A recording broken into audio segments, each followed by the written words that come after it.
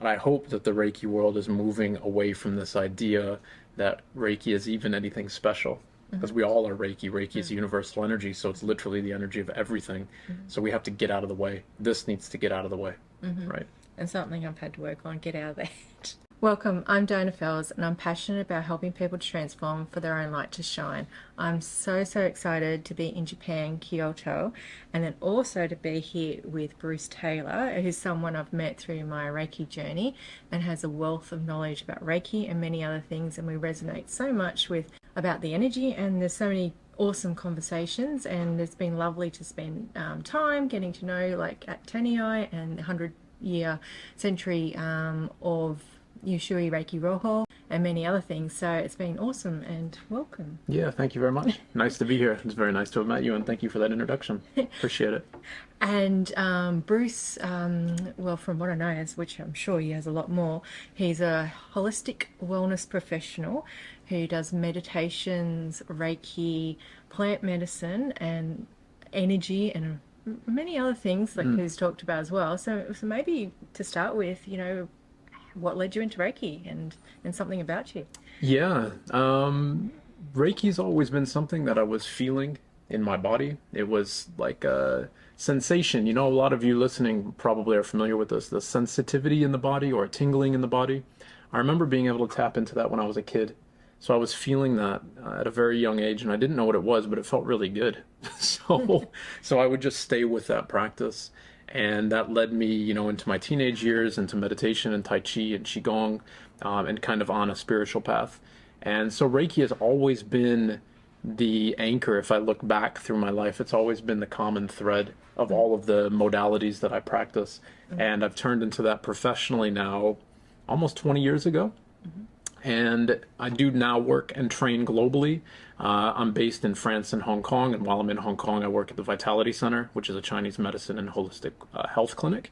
So yeah, it's been a winding road to get here, but here we are now in Kyoto together, and this amazing experience, and it's been an amazing couple weeks that I've shared, and it's awesome to get to meet everybody here at the Centennial. Like Diane was saying, it's been beautiful. Yeah, and I just love the synchronicities. Like there's something about not just Japan and the magic of it, but because we're here for Reiki and the energy and just the beautifulness.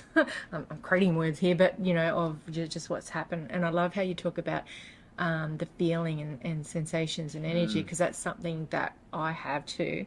And when you're working sometimes with real traditional people, they don't like to talk about sensations and things like that. That's how I sort of, I don't know, to me it seems more solid and real, or just guide you. And I've heard you talk about like ki and energy, and so I don't know, can you share something more about that as well? Yeah, of course.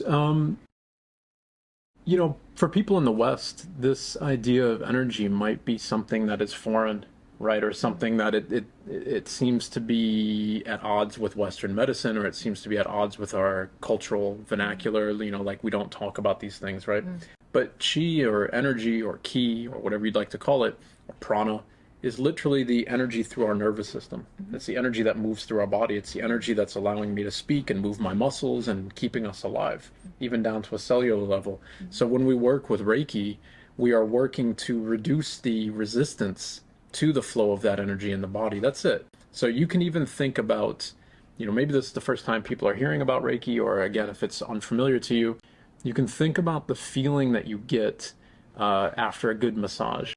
Like there's a release, or you can get the feeling of having that weight taken off your shoulders when the stress is gone from the day, because you're letting go. And when you let go, the energy flows with less resistance through the body. And that's what we aim to, arrive at or work towards with Reiki. Yeah. And I like that, because I hadn't heard that one before. It's like a massage. Yeah, it is. It just lets you go, lets everything go. That's it. Yeah, and people become calmer. I don't know, things just seem to move softer. That's it. Yeah. That's it. It's very simple. I mean, if we are constantly like this, in fight or flight, we're constantly stressed and burnt out and tired and whatever it might be, then we can't let things flow through the body. And by laying down in a Reiki session, much like a massage or much like a meditation session or wherever, where you're letting the layers go, the more layers you let go, the looser this becomes until you finally are just free flowing, and anything that you're holding on to then can be released. This is the background of Chinese medicine, right? It's to facilitate the movement of qi, because stagnated energy is the impetus of any disease. From a Western perspective, that would be things like stress and inflammation. That's literally the harbinger of almost, if not every, disease that we know of. Those two things. Yeah. And I loved also we talked about things like solid practice. That sort of resonated with me a lot. And that, because there's some people out there, there's everybody doing all sorts of different sort of Reikis, and then some people are really dedicated to doing not just hands-on healing, but other sort of practices and meditations and things that keeps that fire going, or that, you can feel the difference of the expansiveness. And I even felt it with your energy, just even little bits on the bus. With the hands, I go, yep, I can feel it, yeah. Yep. Maybe talk about that, but, or have you got something you want to share about, like, that practice? I mean, the Reiki is one avenue that we can utilize, or we can bring into our life in order to arrive at that same central goal. That central goal would be a body that is free of stress and suffering. So we can also arrive at that via many different modalities, like meditation, or whatever it might be, breath work, playing golf, writing poetry, whatever it is. All of these things are a facilitator to create what's called a one-pointed mind, which means we're focused on just one thing, right? That might be breathing if you're doing a meditation practice. All of those aspects or modalities are going to strip away the layers of the self. And that's going to help us arrive closer and closer to the real self, which is one that is not attached and not suffering. Yeah. And I like that real self, because that comes back to your true way of being and true self. And that's ultimately where this leads to, because even though you might do effectively hands-on, but what aligns is not always what you think or what they present coming in with. It's what a deeper layer of whatever its true alignment for whatever that may be. Right. Yeah, exactly. Exactly. Well, anytime that we are presenting with something, you can think about, the symptoms or the presentation of whatever it is we're holding on to. That's the finish line, right? We have to go all the way back to the start, because the start is the root of the problem. So if we're looking at something with health, you might be presenting with high blood pressure. Okay, but what is the actual causal agent here? And I think the beauty of Reiki is that we don't need to even know the causal agent. We just need to let go. And if we let go, then the causal agent at some point will also be let go of, and the high blood pressure will be resolved. Yeah. And that's another thing that, through the journey, it's taught me just letting go of what the outcome is and the expectation. Yeah, absolutely. Yeah. Absolutely. I think that if in the Reiki world more people can let go, then the practice will continue to flourish. It's a normal part of the journey, I think, where when we learn something new, then it becomes this power or a feeling that we've never had before, or whatever it might be, and we want to attach to it. And I hope that the Reiki world is moving away from this idea that Reiki is even anything special, because we all are Reiki. Reiki is universal energy, so it's literally the energy of everything. So we have to get out of the way. This needs to get out of the way, right? And something I've had to work on, get out of the head. Yeah, everybody has to work on it. Because I'm so analytical and I'm in the head, and I like stuff. I like to know stuff. I like to know more. Yeah. And practice too. But it's fun that happy meeting with the analytical person. Absolutely. With the practice.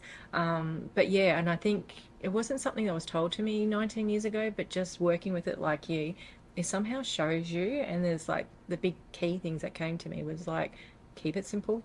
Yeah. Trust. That was a big one, having to trust it.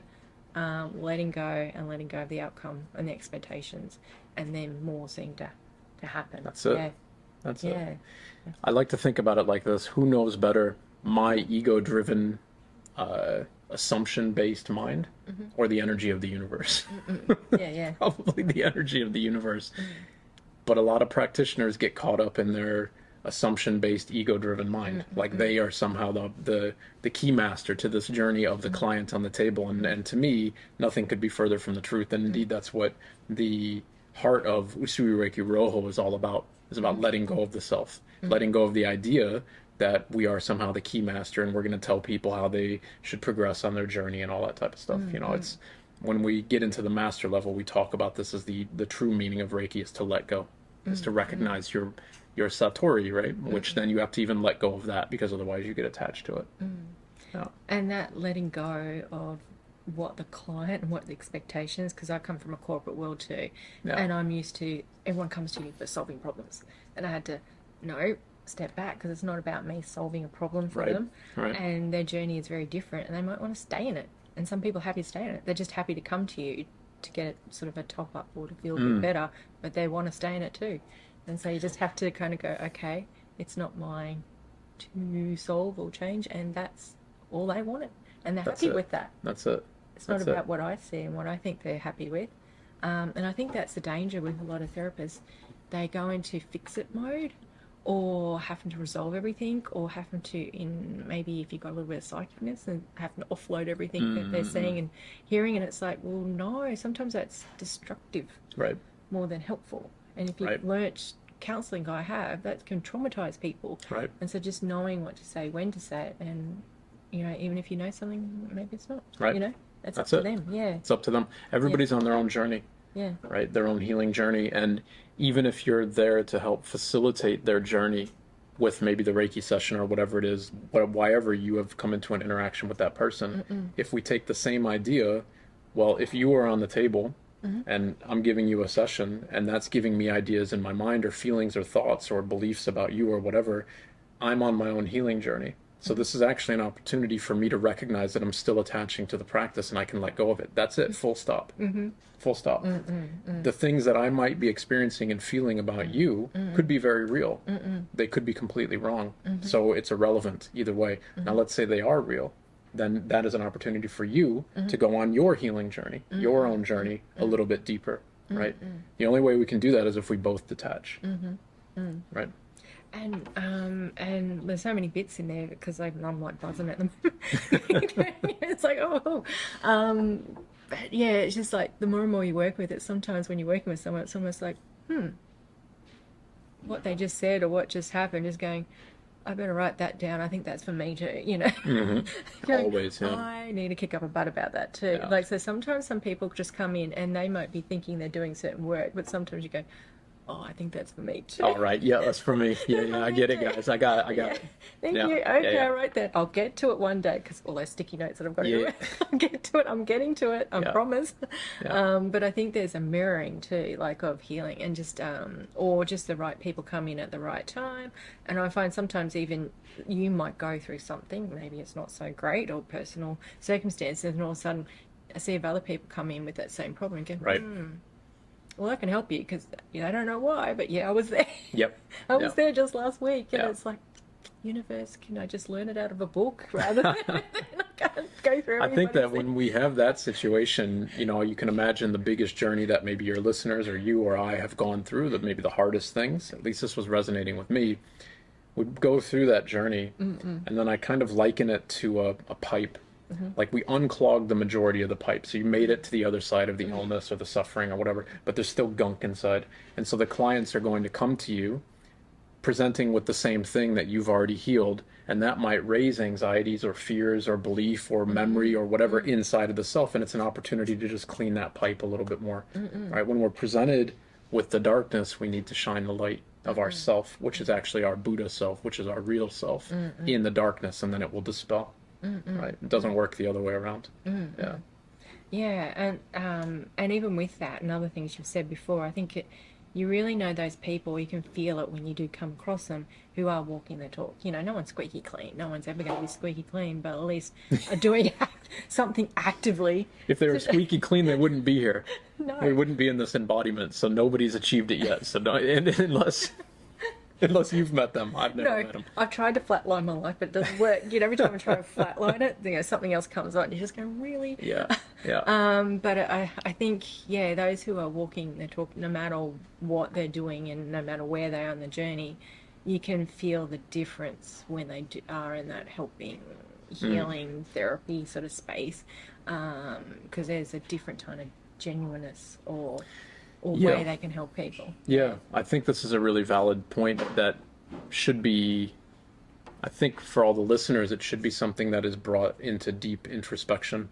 Like really question and look at the sincerity of the teacher and the way they walk that walk. Because quite often people can present with a grandiose persona, but it's actually maybe even spiritual narcissism, you know, or like they're just using it to fuel their own belief of themselves. Even if they have a really big name or they seem like they've created new lines or whatever, it might be just, you know, kind of fueling that belief. So always look and just trust your intuition with somebody, right? And you're going to find the match that's good for you. Yeah. And sometimes I think you got to be burnt a little bit. There's some people, you know, along the way, you've had to have tastes of different things to go, okay, I know what's good now. Absolutely. Or what's right, because in the early days when I started this, very innocent, never researched anything, just turned up, would believe anything someone told you, and now I'd question everything. But Absolutely. but there's more of a internal, I suppose, feeling that you get from someone, you know, that you feel about them, that something feels right, and maybe Right. you get the answers or not get the Right. answers, but yeah, Yeah. Absolutely. you can trust that. It's part of the learner's journey, right? When we learn something new, we think we understand it fully, and then as time progresses, we get humbled by it, and then we actually start our learning. Once our belief in the self has been eroded away, and that's totally normal. Yeah. Yeah. Yeah. Yeah. Yeah, so it's always lovely to chat with you. Is there any kind of words of wisdoms or anything you might like to share? Yeah, I mean, from a Reiki perspective, the most important thing is just daily self-practice, right? Daily practice as much as you can, anyways. It doesn't have to be like religiously every day, but it should be a backbone of your routine. And that practice, hopefully, is one of stillness. Letting the mind go, letting the body go. And when you feel something, just let it go, right? If we can just practice that, even with your working with a client, if you can just practice from that perspective, at least for me, and this is the way that like Sue Reiki Rojo, for instance, is taught, if you practice from that perspective, then your understanding will just take off exponentially. Don't get caught in the entrapments of the mind or the entrapments of belief. Just surrender, surrender, surrender. Whatever comes up, just surrender it. You're going to meet deities, you're going to meet angels, you're going to meet all, just let go of it all. And then you can progress that much quicker. So that would be my one bit of advice, you know, especially from in the Western world of Reiki, where there's a lot more space, I think, for attachment. Yeah, and that's a tricky thing because when you first start off, it is like, ooh, I felt something. Ooh, you know, it is exciting.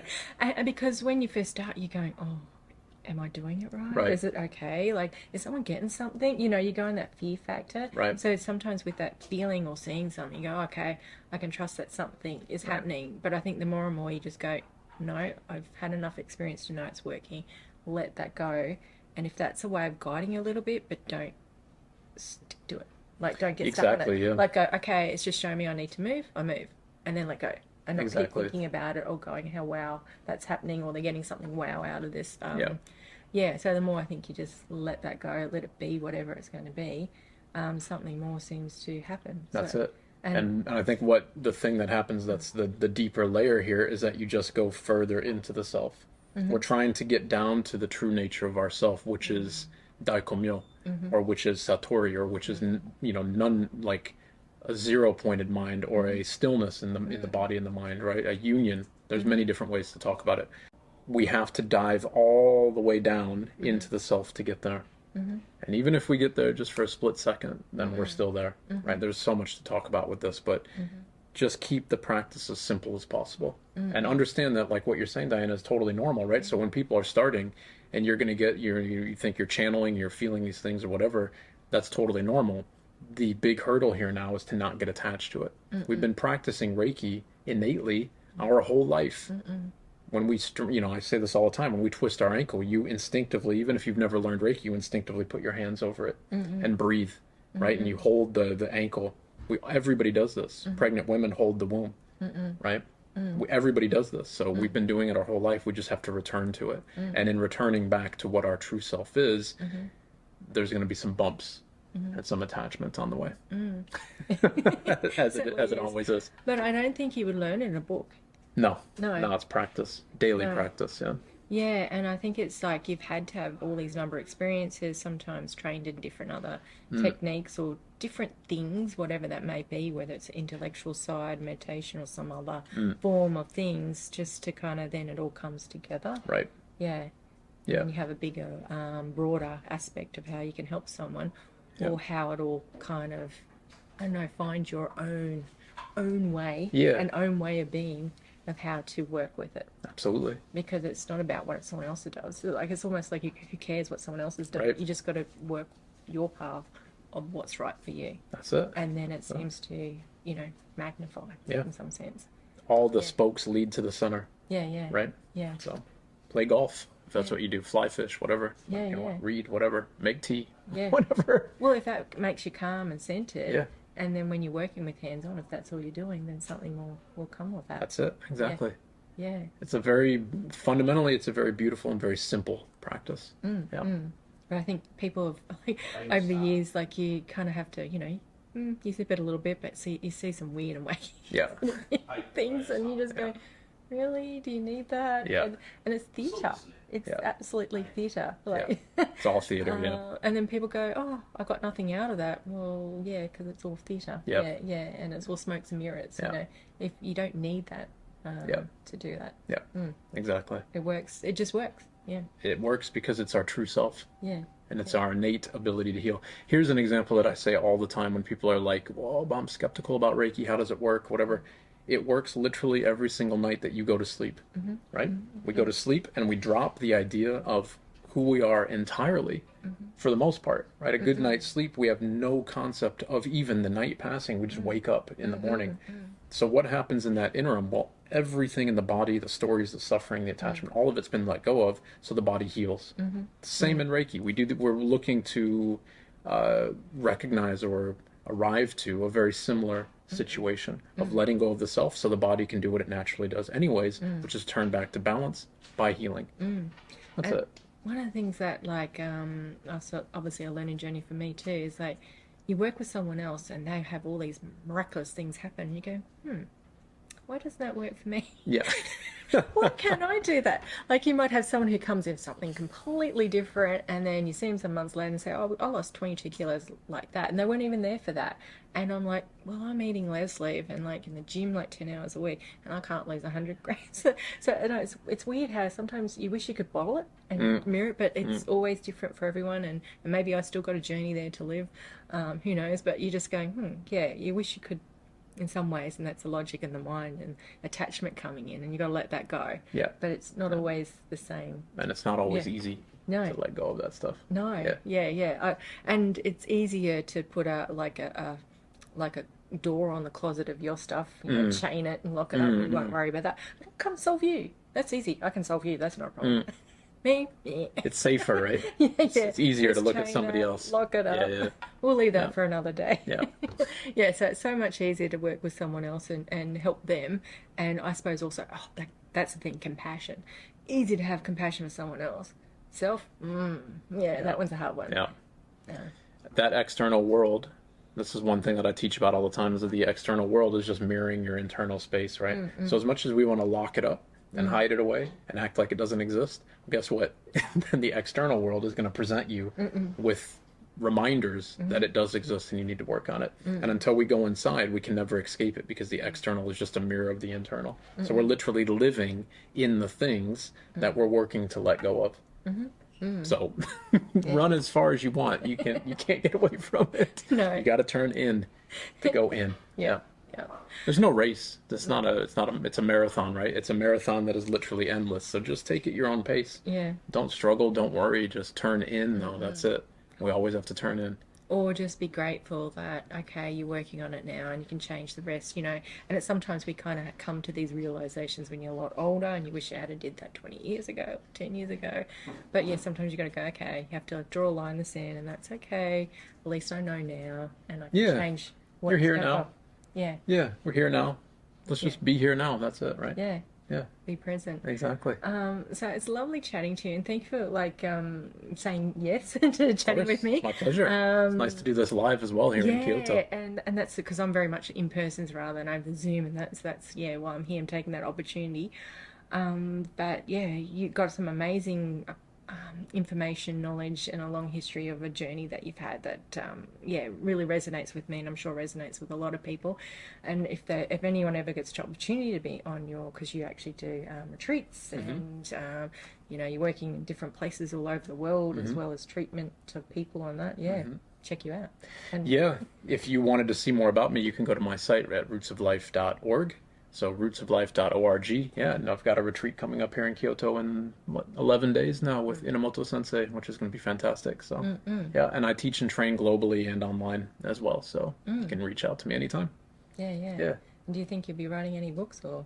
I I have a book written actually. Oh, you do? Fully written. Yeah, Good. fully written. Yeah. I just need to get the third round of editing done, Yeah. and then I need to figure out how to publish it. Yeah. So if you or if any of your listeners know a publisher, let me know because I'm looking for one. I need help.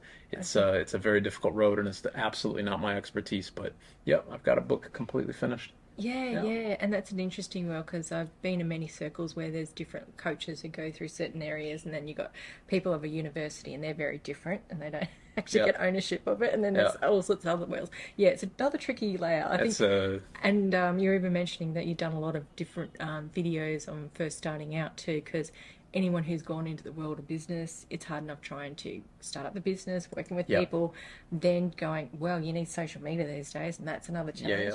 yeah. Then how do you use a camera? Well, Yeah. learn to Yeah. edit it. So there's a range of different things. So it is a long journey. You can't do it overnight. No, you can't. And then if you're going to write a book to have any sort of substance, it takes decades of, experiences and different things that all sort of comes into it, let alone Yeah. writing it. So I don't Yeah. know how these people just wake up one night and write it in 2 days and then publish. Yeah. I think that, like, you talk to any scholars, it's 10 years in the making. I think the book that I would say for me, it's been 3.5 years now of writing. Prior to that, how long was I researching the book? I don't know, 10 years, 15 years, like bringing all of my life experiences. It's about energy and it's about Reiki in a circular sense. So bringing all of that into the fold, right? That's very difficult. And if you're starting out on your journey, yeah, keep in mind that these things take a long time, right? I mean, to grow a YouTube channel or to grow an Instagram account or whatever it might be, all of that takes a very, very long time. I'm talking about years, right? Minimum 3 years, more like 5. For me, I know that it's taken probably 4 or 5 years for things to really catch a light. So don't get discouraged. And I don't know if you can link to this, but I've got a really good video on this on my channel about how to start your business, right? How to grow and start your business. So if you're able to link it, then I'll give you the link and you can have a look at that video and hopefully it'll help. But the first tip in that video is daily self-practice. It's got nothing to do with your business. It's daily self-practice because if you're not cleaning the inside, then you're never going to create the tinder for the spark to catch in the external world because you're presenting with your insecurities or inadequacies or whatever your bad beliefs about yourself, whatever it might be. So always inside. Yeah, and the rest will fall into place. And I've noticed that too. I think more when you've done a few practice days or something that you're feeling a bit more in that vibe or mojo, you just like all of a sudden the writing. The words Yeah, just it pop just out. comes. Yeah, The yeah. words just Yeah. pop out, and then you have a day where you just go, "Oh, that was pretty profound." And the next day you're back to you were the Yeah. day before, so Yeah. you go, "Okay, today's not a writing day." Yeah, absolutely. But it pops Absolutely. out. I think it just pops out of you when you sort of, you are that clearer channel or that Absolutely. clearer vessel. Absolutely. Yeah. So keep the practice simple. Yeah. Do it every day. Yep. That's it. Lovely. Awesome. Excellent. Very nice talking with you. Thank you so much. No worries. Thank you. Thanks, everybody.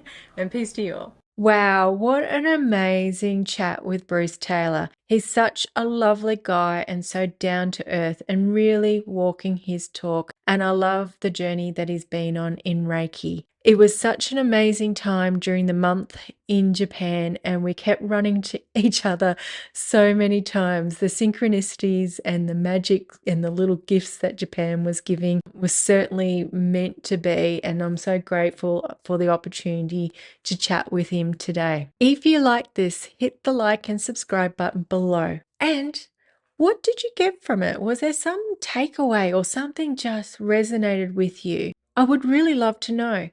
Put a comment down below. Peace to you all and keep shining your light.